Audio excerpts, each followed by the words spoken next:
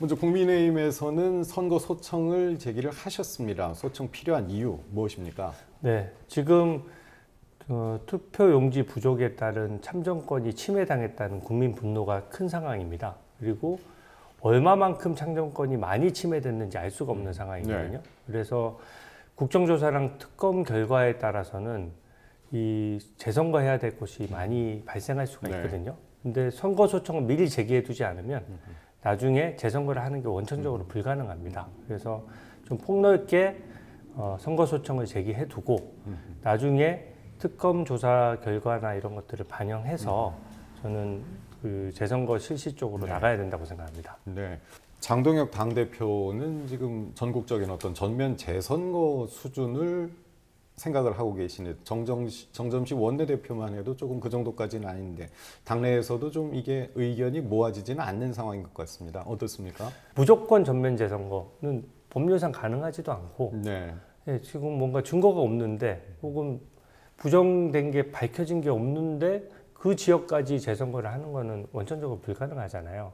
근데 지금 전면 재선거를 주장하는 분들은 기본적으로 성역 없이 하라는 게 포함되어 있다고 생각합니다. 네. 그래서 참정권이 침해당했다면 단 한 명의 국민의 참정권도 소중하게 생각해야 되기 때문에 무조건 선거 결과 표 계산을 해서 뒤집을 수 없으면 그냥 무조건 그대로 그냥 비리가 있거나 부패가 있어도 그냥 넘어가자 이런 게 아니라 이번에 한번 선거제도를 확실히 개혁해야 되고 그러기 위해서는 참정권이 침해된 지역에 있어서는 재선거도 적극적으로 검토해야 된다.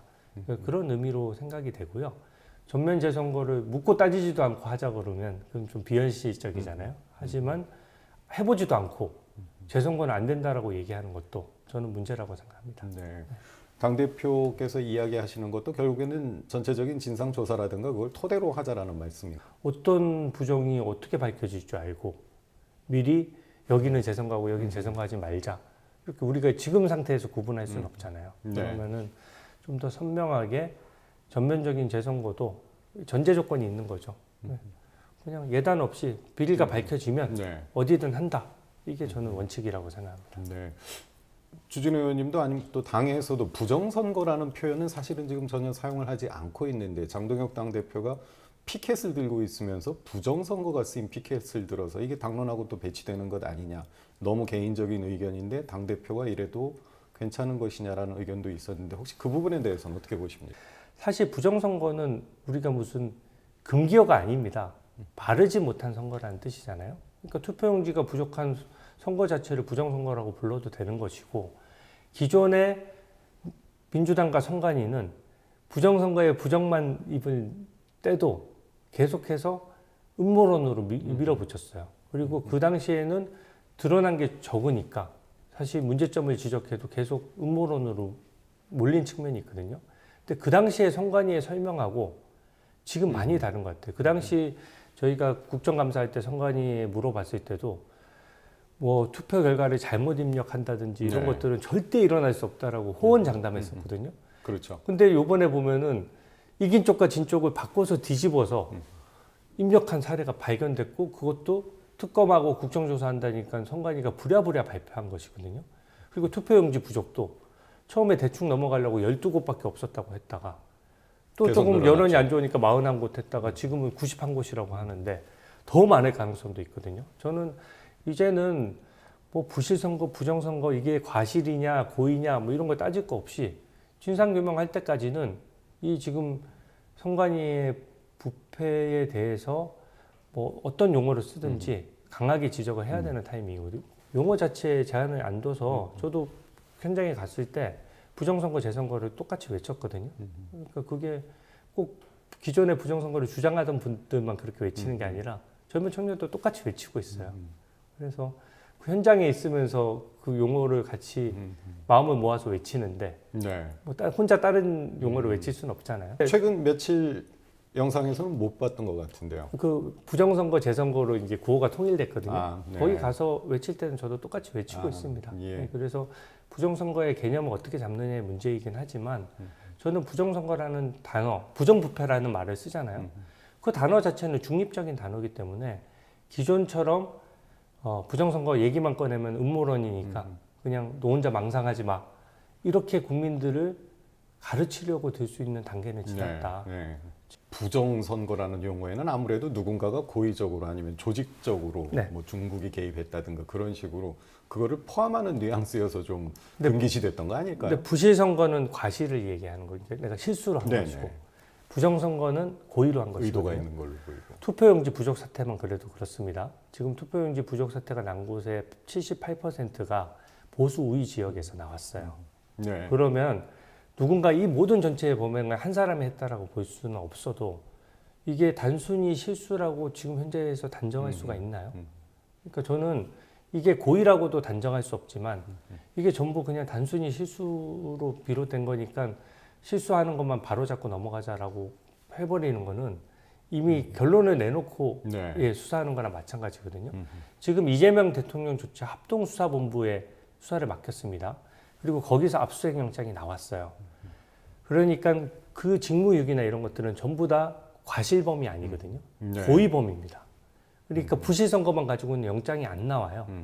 그러니까 네. 지금 영장이 나오고 합동수사본부가 꾸려져서 수사한다는 것 자체가 민주당도 이게 실제 의도적인 네. 고의성이 포함됐는지 여부도 가려야 되겠다는 생각이 내포돼 있는 겁니다. 그래서 부실선거라고 해서 기존의 용어를 한정적으로 쓰는 거는 지금은 더 이상 구분이 무의미해졌다.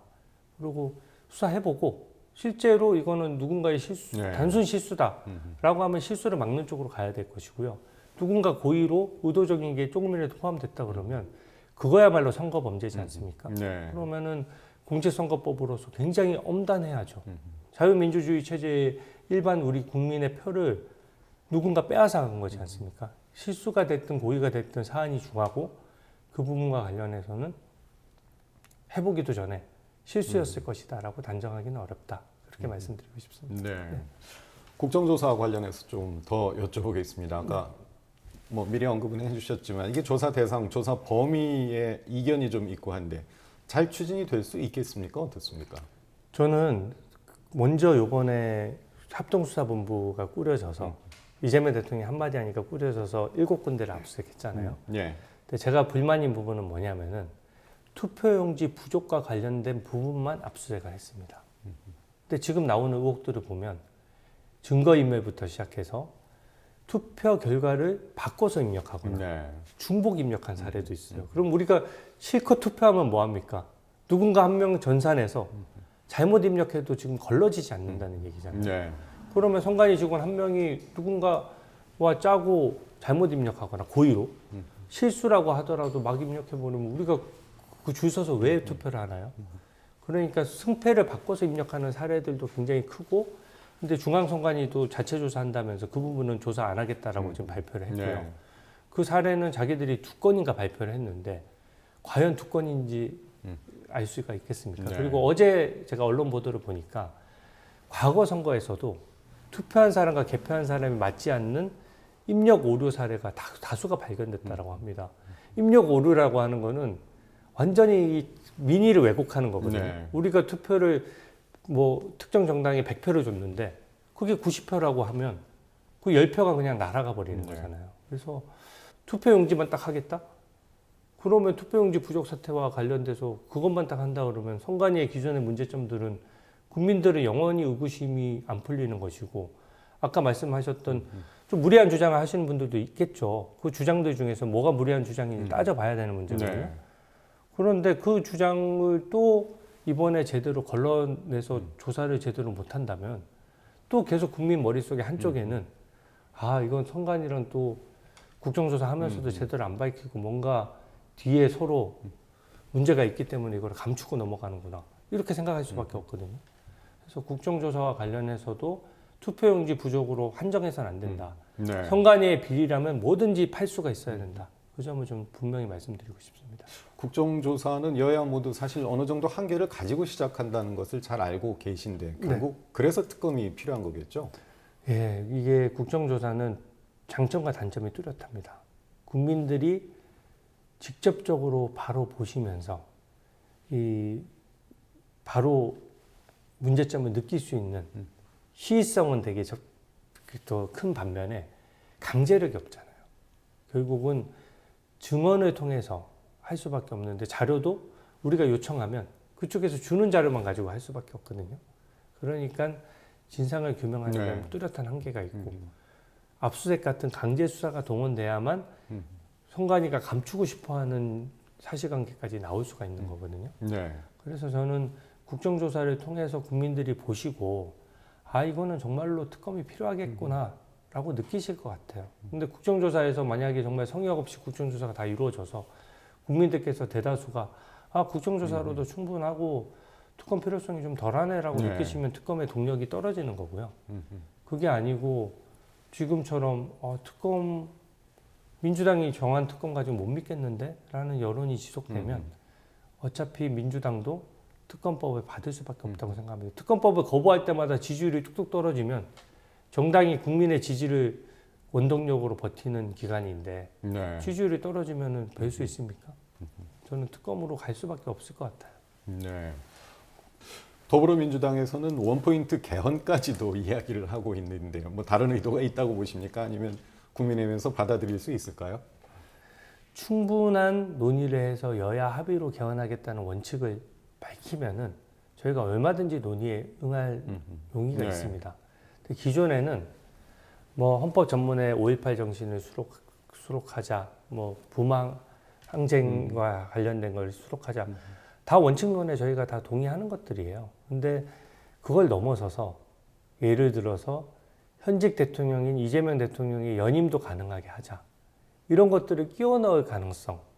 그리고 그냥 손쉽게 개헌을 한번 한 다음에 다음 개헌을 한 번 개헌하면 그 다음 개헌은 또 쉽게 되거든요.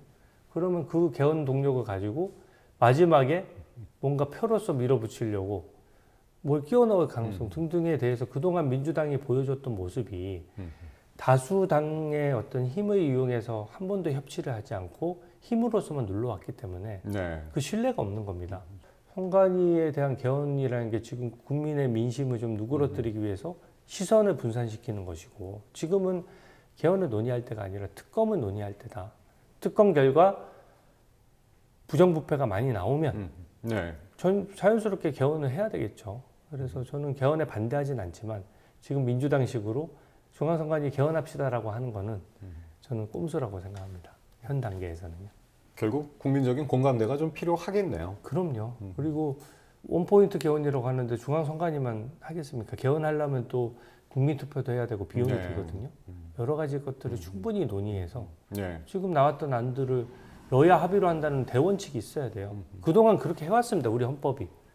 예를 들어 다수당이라고 하더라도 우리 국민의힘을 지지하는 국민도 절반에 가깝잖아요. 그분도 의사를 어떻게 다 반영을 안 하겠어요. 그러니까 여당의 일방적인 개헌은 안 된다. 그 점은 좀 분명히 하고 싶습니다. 네.